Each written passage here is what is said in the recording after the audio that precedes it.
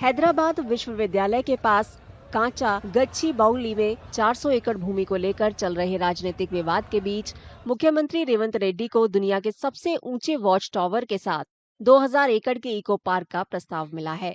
इस योजना में विश्वविद्यालय की भूमि का इस्तेमाल करना और परिसर को शिफ्ट करना शामिल है। आलोचक इस विचार को मुख्य भूमि विवाद से ध्यान भटकाने वाला बता रहे हैं। ये जगह एक प्रस्तावित परियोजना के बाद विवाद का विषय बन गई है, जिससे नाराज विश्वविद्यालय के छात्रों ने विरोध प्रदर्शन किया। छात्रों ने हरियाली को हो रहे नुकसान का विरोध किया और भूमि अधिग्रहण की वैधता पर सवाल उठाए। पर्यावरणविदों ने इस लड़ाई में शामिल होकर इलाके की समृद्ध जैव विविधता पर प्रकाश डाला। पेड़ों की कटाई पर सुप्रीम कोर्ट से स्टे लेने वाले याचिकाकर्ता उदय कृष्ण ने कहा कि पारिस्थितिक रूप से संवेदनशील भूमि को किसी भी नुकसान से बचाने के लिए कानूनी कार्रवाई जरूरी थी।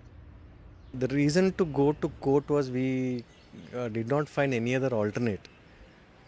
The government's intentions were very clear to go ahead with, they didn't want to recognize that, they didn't want to acknowledge that there is a forest there or a deemed forest there.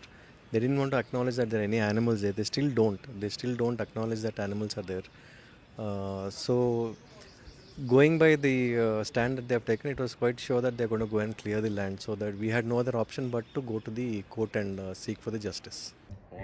उस्मानिया विश्वविद्यालय के सेवानिवृत्त professor और वरिष्ठ पर्यावरणविद पुरुषोत्तम रेड्डी ने कहा कि ये भूमि अहम पारिस्थितिक मूल्य रखती है और कई प्रजातियों का आवास है।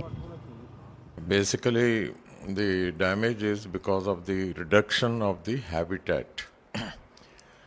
We have to understand that these 400 acres is adjoining the remaining area of the university, and this 400 plus another 1000, all that is a wonderful forest ecosystem, and there is a lot of wildlife, and there is a free movement of the birds and the animals.